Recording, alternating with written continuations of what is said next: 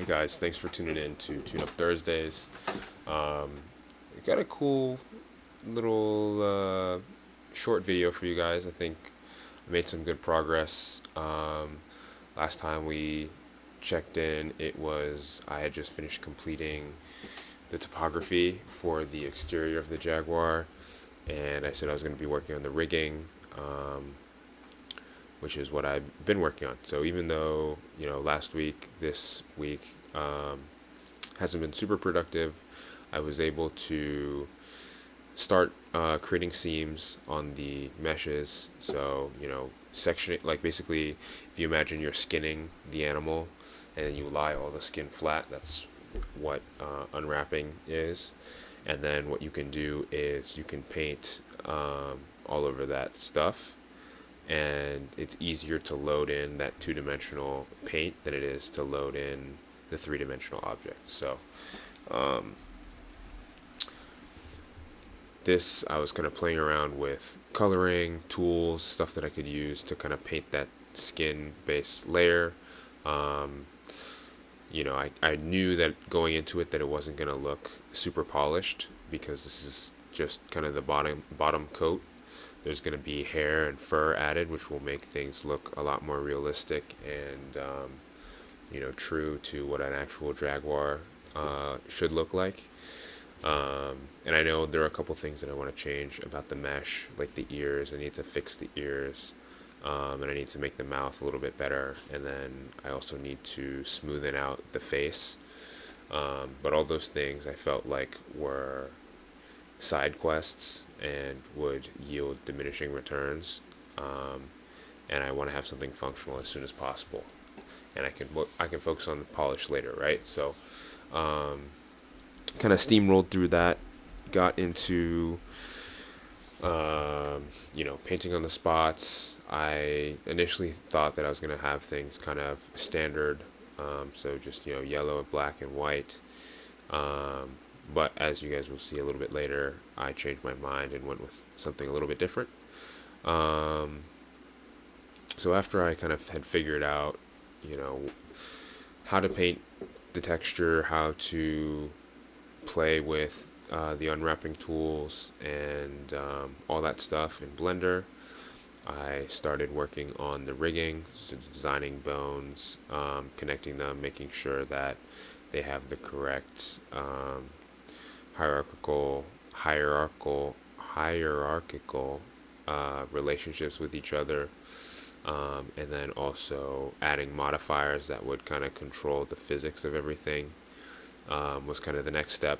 So, oh yeah, and I also did the eyes, right? So here, I just kind of went online, found a picture of an eye, and then unwrapped the eye mesh and transplanted it over, and scaled things up, and then kind of had a nice little colored orange eye for the jaguar. I may actually go in and tweak the coloring of that and change it to purple, but at least I have something in there for now. I did kind of the lion's share of that. After all that, like I was saying earlier, I was working on the skeleton. This took me way, way longer than it should have, just because I was trying to follow the tutorial kind of to a T, and the cat in the tutorial is different from the jaguar. Although the differences are minute, they're still relatively substantial. So I was just kind of spinning in circles for a couple hours, which delayed the end upload time for this video. So I apologize for that. But I figured it was better for me to just kind of steamroll through and have something to show, for Tune Up Thursday, as opposed to, just, you know, showing some bullshit, uh, you know, micro step forward. I wanted there to be some substantial progress, right? So, all that footage was cut out. I forgot to record it. I was getting frustrated, and I didn't even hit the record button. So I just said, "Fuck it. I'm gonna get the skeleton done, and then move on." So yeah, I think you guys saw early on the skeleton. Maybe it was, a couple seconds. And then here I decided to kind of change up the color palette of the skin. Um, and then that was kind of a quick little demo of, or actually, you know what? I'm going to add a demo of the jaguar moving right here. So um, you can kind of see how the skeleton interacts with the actual mesh, like the carcass of the jaguar. So that'll be a little bit cool. So for next week, I want to get animations. I will have a running animation, I will have a jumping animation, and I will have a crouching animation. Or let's say walking, running, jumping. Let's just keep it simple. And then any extra stuff will be bonus. Um, as always, thank you guys for tuning in. This has been a blast to work on. Super cool and grateful that I have the time to be working on this. Um, so stay tuned. Tomorrow should be a banger. Um, gonna have some good content for you guys for Fitness Friday. Talking about what you do when you kind of are feeling not overtrained, because I think that is a word that's used a little bit too often, or it's oversaturated.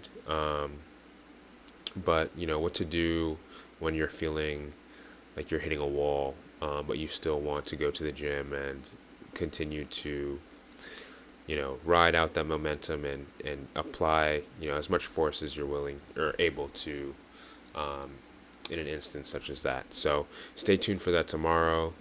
Should be pretty entertaining, pretty fun. Um, and yeah, so thanks for tuning in. Leave me some comments and suggestions if you have ideas for this project, if you have critiques, if you have concerns, if you have things that maybe I haven't mentioned that are big parts of the design process. Let me know. Give me a heads up. Love to learn more. This is my first time working on a game, and I'm trying to take the approach of doing everything myself to the extent possible.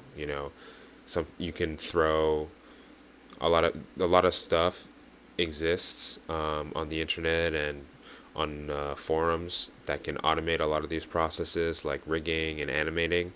And I know that stuff exists, but I've been intentionally avoiding it because I want to kind of gain a more intimate understanding of what goes into game design, and sculpting and modeling in Blender. So I appreciate you guys for bearing with the slow progress, but it's only getting faster from here, baby. And as always, stay juicy.